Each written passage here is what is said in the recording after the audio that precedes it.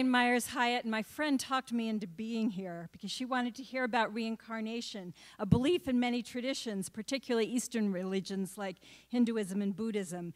They believe we continue to reincarnate until we've elevated our consciousness and attained perfection. Reincarnation gained prominence in the 20th century as more people, many of them children, shared detailed memories of recent lives that could be verified. A leading researcher correlates past life traumas with deformities, birthmarks, and emotional difficulties that children are born with. Children reveal past lives through both talents and phobias. My daughter showed a connection to Native American lifestyle at age 4 despite a lack of exposure to the culture. She began drawing detailed pictures of native life and chanting while she did it. This drawing she made of her special snake shows the snake over the teepee and with a peace pipe, all details that a toddler would have no way of knowing about. Nobody in our family smoked a pipe, so she'd never even seen one to my knowledge.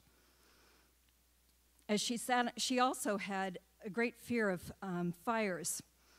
And she once went to the fire station, and she was unable to even be in there. She was so freaked out about the fire.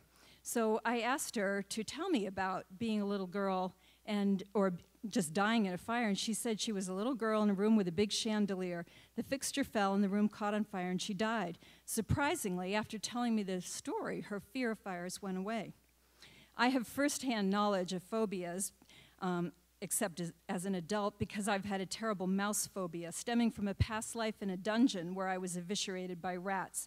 This is an example of where a news story needs to be told to create healing. So a therapist led me to a life where I was a child in a garden sharing my food with the critters there, including the mice, kind of like Cinderella in the Disney version. This one may or may not have been an authentic lifetime, but it helped me to neutralize my terror because they seemed friendly. The subconscious accepts historical and imaginative stories equally. A client suffering relationship loss recalled a life where his tribe was slaughtered. He escaped the island in a canoe but died alone and brokenhearted on a deserted island. In the rewrite, he kept going when he discovered the new island was uninhabited. He went to a third island where he imagined being warmly welcomed and meeting the love of his life. The client's love took a surprising and positive twist after that. People generally don't remember historically important lives, although some claim a spot in Jesus' story. Mostly people recall ordinary lives that hold significance for them now. Rulers, prostitutes, healers, soldiers, ranchers, young and old, rich and poor, they all show up. Past lives shed light on present struggles. A woman obsessed with her ex's behavior recalled being a prosecutor railing against a prisoner's acquittal. Reincarnated as the ex, he was still getting away with wrong. Trapped by her outrage, this woman was missing the opportunity to live. Like a touring theater company, we travel in soul groups from life to life, so it's not unusual to run into familiar souls playing new characters in our current lives. We may be married in one life, siblings in another, mortal enemies or colleagues in yet another. The term karma creates confusion. Mostly we think of karma as what goes around comes around. Sometimes karma seems pretty quick, and sometimes we wish it on those who've done us wrong. But the idea of karma as retribution is not really accurate. Karma is about creating balance and fullness of understanding. We study, say, power from every angle. In different situations, we'll be the powerless victim, the perpetrator of violence, or one who hunts down criminals. We'll study personal power and power in a group. None of this is punishment. If we fail to learn a lesson, we'll come back and have another shot at it.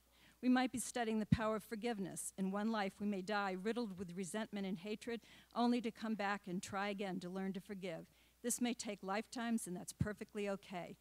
One of the most fascinating elements of past lives is that there is not really a past. Science has discovered the relativity of time as well as space. In practical terms, that means while we collectively buy into the illusion of a timeline, everything is happening at once.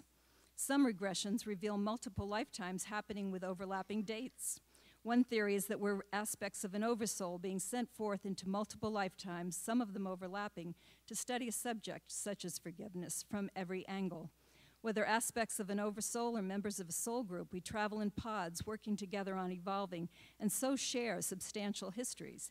There may be some souls that we share many romantic lives with, but generally our backgrounds are more diversified. This 5-minute intro is just a taste of the power available by peeking into your past lives. If you have an area where you feel stuck, no matter how much work you do, consider exploring the treasures of your past. It may be the steps that sets you free, and it's awesome.